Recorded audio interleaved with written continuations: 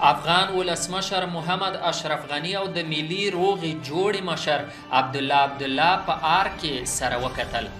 مخکې تر دې چې زموږ دغه ویډیو او خبر تر پایه واورئ او وګورئ، زموږ یوټیوب چینل هم در سره سبسکرایب کړئ.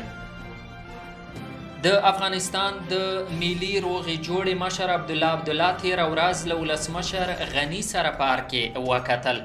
د ولسمشرۍ ماڼۍ څخه پرون په خپره شوې خبرپاڼه کې لیکل شوي چې ډاکټر عبدالله په دې ناسته کې هند ته د خپل سفر جزئیات او معلومات له ولسمشر غني سره شریک کړل.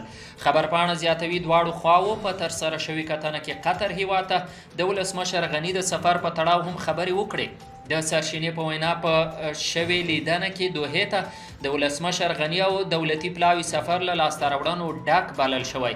د یادول وړ ده چې تېره اونۍ ولسمشر غني قطر او کویت او ډاکټر عبدالله هندوستان ته سفرونه کړي وو. د دغو سفرونو هدف د افغان سولې په تړاو د سیمه ییزې اجماع پیاوړي کېدل بلل شوي دي. ډیره مننه چې زموږ یو بل خبر مو هم په یوټیوب کې سرچ او وکاته.